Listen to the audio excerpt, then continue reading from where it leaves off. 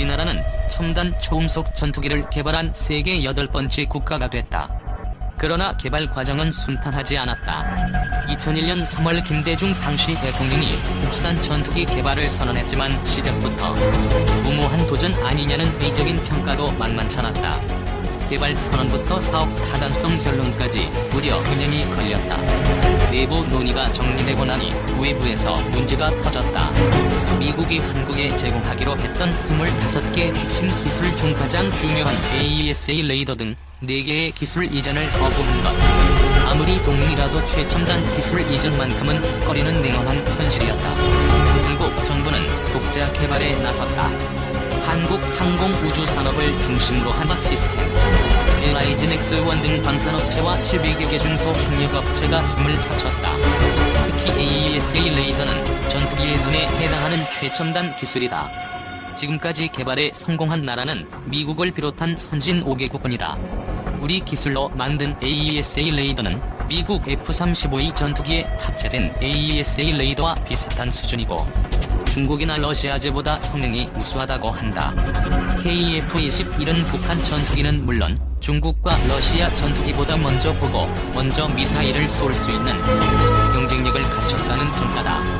동아시아 패권을 노리는 중국이 KF-21 개발에 민감한 반응을 보이는 이유일 것이다.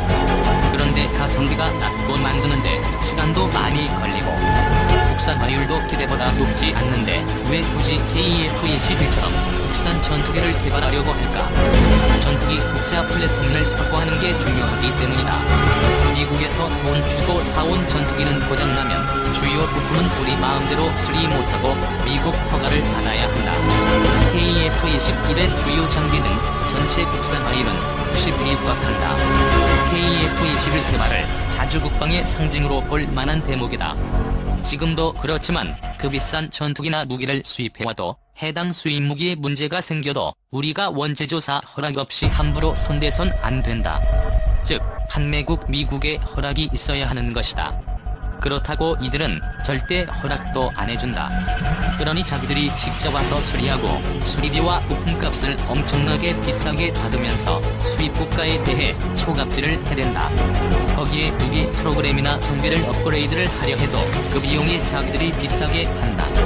이래서 우리 스스로 정비하고 국산 부품으로 대체 가능케 하며 새로운 국산 무기들을 함께 장착하려면 우리 스스로 만든 국산 전투기나 무기류의 독자 플랫폼이 필요하다. 그래야 우리 스스로 우리 무기들을 관리를 하게 되는 것이다. 반대로 독자 플랫폼의 중요성을 이야기할 때 2011년 타이거아이 사건이 자주 등장한다. 타이거아이는 F-15K 전투기의 동체 밑에 장착돼 있는 센서로 밤이나 악천 후에도 정확하게 폭격할 수 있도록 도와주는 장비다. 2011년 8월 미국 방부 비확산 담당 수석 부차관보 등 11명의 조사단 일행이 한국을 방문했다. 이들은 한국이 미국에서 사온 전투기인 F-15K 센서인 타이거아이 무단분해 의혹을 조사하러 왔다. 미국 조사단은 한국 공군 고위 관계자와 공군 정비창 관계자를 불러 형사가 범인을 취조하듯 윽박질렀다.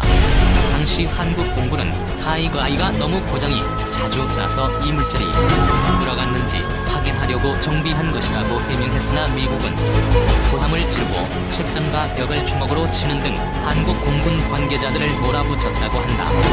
타이거아이 봉인 훼손 논란은 비싼 무기는 팔아도 그와 관련된 기술은 절대 안 판다는 미국의 무기 수출 원칙에서 비롯됐다. 미국이 한국에 이런 원칙을 고집하는 것은 한국형 전투기가 양산이 되면 한국에 필 미국 전투기 규모가 줄어들기 때문이다. 그리고 미국은 전투기를 팔고 난 뒤 부품과 성능 업그레이드를 통해 돈을 번다. 30년 안팎 사용하는 전투기 총용비 가운데 최초 도입비는 30%이고 유지 보수 비용이 70%를 차지한다. 이처럼 국내 정비가 제한되니 부품비와 수리비는 미국이 부르는 게 값이다. 미국은 전투기를 팔면 부품값을 계속 올린다. 미국은 2014년 타이거 처음 도입 때보다 부품 가격을 평균 6배 인상을 요구했다.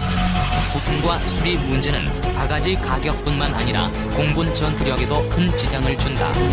전투기 핵심 부품이 미국에서 와서 수리하는데 6개월에서 1년 이상이 걸릴 때도 있다. 이 경우에는 비싼 전투기가 제대로 전투 임무를 수행할 수 없게 되는 것이다.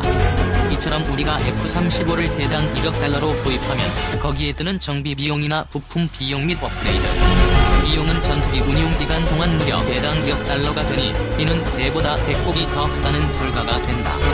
여기에 미국산 전투기에 국산 미사일을 어렵게 개발하여 장착해 사용하려 해도 미국은 절대 허락을 안 한다. 미국산만 장착해야 한다는 것이다. 이처럼 해외에서 들여온 전투기에 우리 임의대로 여러 무장들을 장착하는 것은 생각처럼 쉽지 않았다. 해당 전투기 제조사의 허가도 안 나지만 허가가 나도 까다로운 절차와 허가 및 추가적 비용이 필요해서다. 그러니 우리가 어쩔 수 없이 미국 눈치 안 보고 우리 마음대로 장비를 수리하고 장착할 수 있는 국산 전투기 개발로 선회할 수밖에 없고 이 결과로 개발된 것이 KF-21 전투기 플랫폼이다. 그와 함께 전투기 관련 국산 미사일 개발에도 활력을 붙일 수 있게 된다. 직접 구매하는 비용보다 엄청난 초기 개발 비용이나 거기에 개발하는 기간이나 과정이 매우 험난해도 국산 전투기를 개발하는 이유가 바로 여기에 있다. 천문학적으로 높은 개발 비용이나 개발 기간이 아무리 길어도 이는 국산 전투기 개발 위해 어쩔 수 없는 부분이다. 여기에 독자 개발된 국산 전투기 등을 통해 이와 관련한 다양한 광산 수출로 이어지고 이것이 확대되면 일자리 창출 등 경제 활성화에 기여할 수 있다. KF-21 개발은 무려 8조 8천억 원이 투입되는 단군 이래 최대 규모의 방위력 증강 사업이다. 국산 전투기 KF-21의 독자 개발 사업으로 인해 우리 사회 여러 각 부문에 미치는 연관 효과가 매우 크다. 이와 관련한 산업부문 전반에서의 긍정적인 효과와 더불어 여러 가지 고용 창출 등 우리 경제에 미치는 영향은 안 봐도 너무나 크기 때문이다.